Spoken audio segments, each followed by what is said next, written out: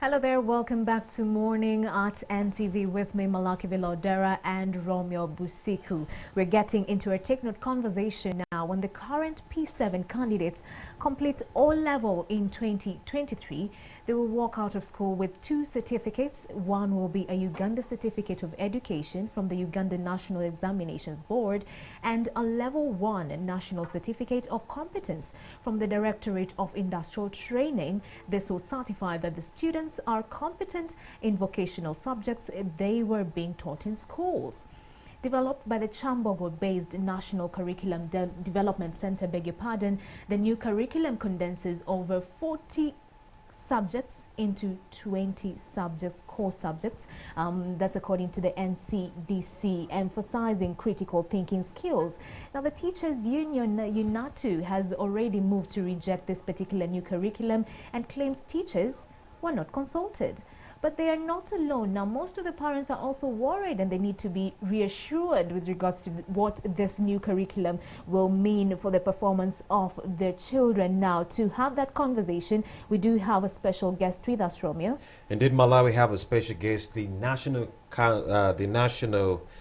NCDC, National Curriculum Development Center Executive Director, Grace Baguma, and she joins us right now in studio. Good morning and welcome. Good morning to you. Good morning. Good morning to you. Welcome. Now, let's have a brief genesis on this curriculum. Yes, A review process started in 1987 by the then Sports Minister, Amanya Mshega, who later instituted a review committee chaired by Professor Julius Sendeza Kajubi, who then made recommendations to overhaul this curriculum in 1992. Yes. But guess what? 26 years later, we are still implementing. First off, why has it taken us 32 years to have a new curriculum?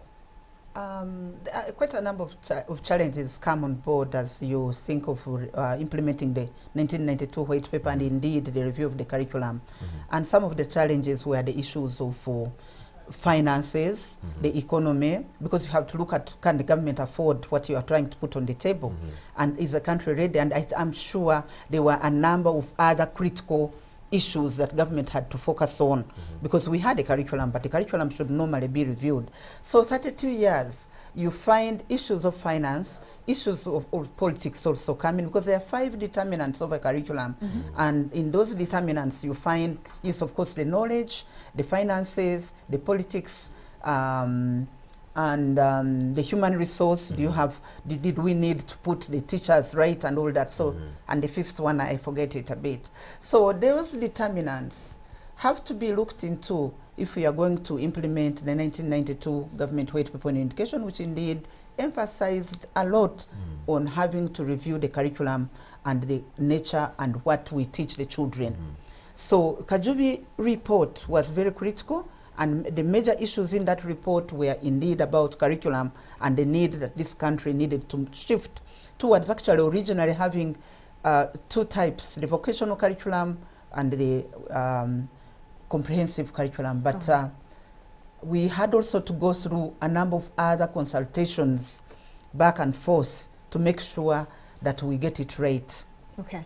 When you actually talk of politics, before we move into just dissecting this particular curriculum, when you talk of politics being one of the deterrents to determinants. Yes, determinants actually to why we are having this delay, or maybe deterrents to having this curriculum take off. What exactly do you mean? Because whenever we're having these conversations of projects, delaying to take off, majority of bosses that we host here always say that politics. Oh, yes. In this case, describe that politics. Here, you see, you have a theory which tells you that the politicians must agree to their agenda. They have an agenda. They have the NRM manifesto, for example, or whatever it is. So they must see that is it within the structures of what they want to approve. But as if that is not enough, you know that we've been having 5 years, you change, you elect new members of parliament and whatever. So the delays there come in it's such that you, not delays as such, but you need to have the agreements or the support and the agreements and the decisions made by politicians about what they want their people to learn in a given country. All right, still sticking to politics, the UNATU boss, the Secretary General, Mr. Philbert Baguma, yesterday. We all saw that in the papers the day before yesterday. Him saying that he's not pro this particular new curriculum. Why? Because they were not consulted. That's also some politics being played there by the union. What do you have to say with regards to the same? I think it is unfortunate that the union could speak like that, because on the governing council of the National Curriculum Development Center, UNATO is represented. One of their members is a member and who takes decisions on what should happen. And we consulted UNATO. We went to their offices when we started, because remember you said it has taken us quite long. There have been a number of consultations in there. And I think the executive of UNATO also kept on changing. But those who were there before know that we went there and we consulted them. As if that is not enough, the teachers are about half of the panel, the writers who write the curriculum are teachers, and they are members of UNATO. So I don't know what kind of membership. Is it the political membership or is it the technical? Because for us, we are a technical institution and we deal with technical issues. And I know that the teachers who write are members of UNATO. So, and again, it would not be viable to have a crowd of 49,000 teachers to consult them. This is technical work. You have to work with in a given team. And also we have the act that establishes us, shows us the method of work. And indeed, I'm glad to mention that majority of the people who work with us are teachers, just like UNEB. The teachers mark, the teachers. So also as the teachers write those materials, we guide them and we use some other educationists to come. So to me, UNATO is fully involved right from the grassroots in terms of the teachers themselves who come to write with us and they are member. Unless if the executive secretary of UNATO is saying that those teachers are not members of UNATO, which would be very unfortunate. And actually, basing on the statistics that you released in this particular, trying to, just make sure that it's clear. You said that 18 panelists were involved in writing this curriculum. Per subject. Yes, per subject. And half of that, 9, were actually practicing teachers. Yes. So, all right, Romeo. Mrs. Baguma, what benefits does this new curriculum, which you've called learner-centered, offer students? One of the good benefits is that it emphasizes what we call the generic skills or the 21st century skills, which are an emerging trend that the world is looking out for. Because when we prepare what these children should learn, we look at where the global context.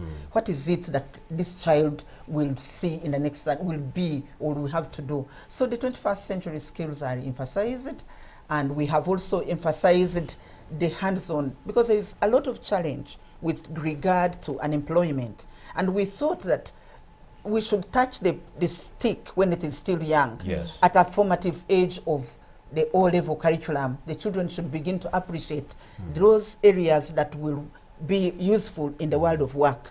And we have packaged them such that these children, by the time they exit O-level, they have a level 1 certificate for the world of work, and the examining of a certificate of the competencies, so that you know that you have a certain competence and you can compete with a person who went through the vocational area and has that competence. So we think that if they exit with 2 types of certificates, it will also go a long way into preparing them to address partly the unemployment issues, but also partly life skills for themselves to be useful. But also, before we started this curriculum, we carried out a research, a baseline survey, and many of the employers had a lot of issues with regard to aspects of 21st century skills. And what are they? The children, the use of technology, the communication skills. The children were timid and self-esteem, they wouldn't, and you'd hear, even in Katwe, the children, when they come here, they cannot stand. Even after they have finished university, because they've lost it right from secondary level. And also learning how to learn, because learning, we believe, we as educationists, that learning is a lifelong issue. You learn forever. So you must learn how to learn. It's not always, but also to change it around and say, when you learn how to learn, so what? How are you making use of that you've learned, and not to cram it and be able to present it or speak it out, but rather to make use of it. Ms. Baguma, you've slashed the subjects from 43 to 21. What was the rationale? The rationale, one of the reasons was that, as I said, research had been carried out, and it was being established that our curriculum is overloaded with too much content. Repetitive content? Yes, some of it.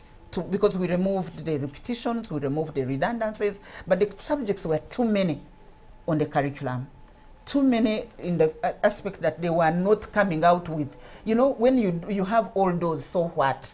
So that so what was not being answered. And it is a question that we in curriculum we look for. So there were too many subjects on the curriculum, too much content, and even in some instances in physics, obsolete content. Yes. The content that is no longer required in the world that has emerged today. Remember I told you that a curriculum bases itself on the knowledge around, the emerging knowledge, and the emerging knowledge in areas like physics and even geography. Many people were asking us, why are you still teaching the Tennessee Valley in the Canadian prairies in this era? So there was content that we felt needed to be touched and turned around to suit the expectations of the world today. So Ms. Baguma, we appear to be focusing on students, but the curriculum we are teaching means this is what the teachers were used to. So who is going to be retooling the teachers for this new curriculum? I get surprised because we are talking about all-level content. And we are talking about all-level content, basic education. If the teachers are telling us that this is difficult content and they have finished university, they finished college, and they have done more complicated content, so I don't know what kind of content they want us to talk about. Because this is all-level content, this is basic content, and according to UNESCO, all-level is still basic education we are giving these children. So the content, apart from teasing out what is obsolete and what is repeated, the content is facts are facts. Formulas are formulas, they remain constant. So the teachers already know them. What we are going to deal with in this review is mainly the methodologies and approaches, and to also show them that we have teased out this content. And me, I think that the teachers should not have any trouble understanding that we are going to retool them. We have a program, we have developed a master plan for the training of the teachers. We are working with the Ministry of Education, TET, and other key departments on how we are going to be retooling them. We are actually starting next month with the first cohort. They will go through a rigorous training, but to me, the rigorous training is about the methodologies and the approaches that we want to turn around, and also to make them realize that the children don't come when they are empty, so that you make them to go through that rote learning that we are having. How much is this going to cost us? In the next 5 years, we've calculated about 143 billion. So divided in the different departments, examinations, and remember we are going to do two types of assessment. There's the assessment for the world of work, there's examinations with UNEB. So our calculations for the next 5 years give us that. And of course, we continue with the other recurrent expenditures that are normal. Even now, we are incurring expenditures for examinations for others. So are you saying this 5 years will cater for that period of time for retooling this particular 49,000 teachers? All right. But it is going to be continuous. Continuous professional development will continue throughout the implementation. Now, this curriculum will be launched next month by the Minister of Education. That's what we plan. Exactly. And a majority are asking, what will this then mean in terms of the implementation of the same? When is it going to take course in schools? We are planning for February 2020 when the school term begins with Senior 1. And we will roll it out grade ways. So our preparations are focusing on Senior 1 content, because the teachers are teachers who teach from Senior 1 to Senior 4. So we will be preparing them between now and December. And we have already printed the syllabuses. We are going to start distributing them next week to the schools, and the schools will have had exposure to them by the time we take off in 2020. No, because, as indeed he asked the question, it has taken us too long. This development was not started yesterday. We've been having a lot of back and forth with it. Back and forth for the last 32 years. Indeed. Now, Ms. Baguma, paint for us a picture of the kind of student you see walking out of school as an O-level candidate in 2023. What will make him different from the O-level student who will walk out of, say, Busoga College, Mwiri, in November this year? 2023, we want to see a self-confident child, because we have the outcomes that we've lined out. We want to see a person who is able to stand the demands of this world. We want to see a person who is able to communicate effectively, both in writing and spoken and whatever. We want to see a person who is able to add knowledge, who is an innovator, who is creative. We want to see somebody who is thinking outside the box and saying that I learned chemistry, but I can be able to turn it around and make a box of soap and make liquid soap or make Vaseline or whatever you call it. We want that chemistry to be turned down into a product. So we want a child who will stand and say that my information, my knowledge that I've learned for O level, I can turn it around and make it. So a creative child, a self-centered child, a motivated child, an entrepreneur who is able to think outside the box, and a person who is out there and vigorous, but not the person who is reproducing and cramming knowledge and reproducing it on paper or spoken. Which has been happening for a while now. The one of November 2019 Indeed. might be that exactly. Okay. You know, this morning you're speaking to parents, and I'm one, and parents are worried, and they just want to know they are cleared. When I look at this particular breakdown, the notable or significant changes in this particular curriculum, and I'll just read this out. The recognition and assessment of students' everyday achievements at school, both inside and outside class during their 4-year education cycle, and this actually will account for 20% of their marks when it comes to the final national examinations. Now, parents are asking, 20% is a huge amount of marks, so to speak, with regards to the final grade that the child will have.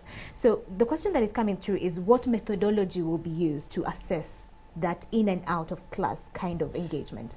We have prepared the assessment. We call that formative assessment, and I know the teachers know it, even the parents, such that right from senior 1, my achievement as a child should be recognized. Doesn't have to be every day, but the teacher will find out. We have guidance that we've developed on how you will capture certain aspects of a given topic or theme and see that the children show you that they know it. We do not want the theoretical issues all the time. In terms of the summative assessment, where the child is taught from senior 1 up to 4, and it is at senior 4 for 3 hours when you want to find out whether this child knows chemistry or not. What if on that day the child has malaria and is not able to answer your question? So that business of pen and paper exam all the time, we were saying, let us change it around and maybe introduce what we call project-based learning and projects, and the teacher can see whether if I could now tie a button, or if I could untie it and I get a reward for it. A reward can be in terms of qualitative or quantitative. Because people are used to grades, so 80, my child knows it. But that 80 is what we call blocked. Right. So we've come up with certain suggestions to move from what we call norm-referenced assessment to criterion referenced assessment, where we take you step by step and we say, oh, you have done it here, let's go to the next step. If it is on scale of 5, we see how you have achieved 1, 2, 3, and we award you. But in the current situation, we only look at the 5. If you don't have the 5, then you fail. Right. So we don't see these other ones which you have. And that's the purpose of our 20% and proposing the formative assessment to give us something. Formative assessment does not mean continuous assessment where you are doing pen and paper exams. It means that I can give other aspects, even in that classroom, when the teacher says, asks a question and the children put up their hand to answer, that's enough to show you that there's some learning going on. Right. And you find a way, and we have given guidance. We have developed an assessment framework which will give guidance on how the teachers will award. And in each subject, we also have a column on proposed or suggested assessment issues, where we are looking at what are the children conversation, what are the children, you observe, you're the teacher, what are you observing, and what's the product? And I'm happy that you actually have that particular, scoring structure, which is critical, because parents were worried that if a teacher doesn't like my child, there would be a criteria. A 0, and the beauty is there's a criterion scoring. Yes, because I think the teachers should get out also and become professional. It is not about like, when you have been given children, they are all you as in a class, and you must treat them equally. It's unfortunate that, yes, such statements are coming if a teacher doesn't like, and we want to say that we don't want to hear that. All these children belong to you, and you should make them achieve. That's the purpose why you are a teacher in that class. Okay. Now, Ms. Baguma, what happens in the event that the teachers refuse to implement this new curriculum? Because you have UNATO now coming out to reject even before you expedite. I don't know. Curriculum. I think what would be your next course of action? I think let UNATO put their rejection in writing. Because me, I think this is hearsay when I keep hearing it. Let them come out boldly and write a statement and give their reasons why they think that they don't want it. But I think UNATO, we are looking at the politics of it. We've been working with the Head Teachers Association also, the secondary head teachers, what we call ASHU. And they have been going back to their teachers in the schools on the day-to-day, because UNATO is an umbrella, it's a skeleton on the top here. But the people we've worked with are on the grassroots. The 13 regions where we have chairpersons of secondary head teachers have given us an endorsement, and we have worked with them, and they're actually telling us, we are waiting, why are you delaying us? So I don't know which teachers you are talking about, because when you talk about UNATO, you are talking about primary teachers, secondary, it's a combination. So for us, we have said this particular curriculum is for the lower secondary, and we have dealt with the lower secondary group, including UNATO being on a member of our executive on our board, and deciding or saying yes or no. So when they reject, let us get it in writing. Okay, I'm looking at a scenario where you as National Curriculum Development Center verifiably say, okay, we endorse this new curriculum, let's start to implement it. But then the teachers refuse, adamantly refuse to enforce this new curriculum and continue using the old curriculum. They would be in that event, what would you do as national curriculum? For us, they would be changed by the situation, because we know that come 2023, we shall have exams on the new curriculum. So if you reject, we had certain incidences in the primary curriculum, I don't want to mention them, but they had to come back to what we are talking about, the thematic curriculum. Remember, many people were saying, oh, don't tell us about thematic curriculum. But they had to, so they will be, the situation or the circumstances will turn them around. Force them to. All right. Abide. When we look at this particular new curriculum, students will be getting to school at 8:30, leave at 4:30. But at 2:50, so class time will be 8:30 to 2:50 p.m. Yes.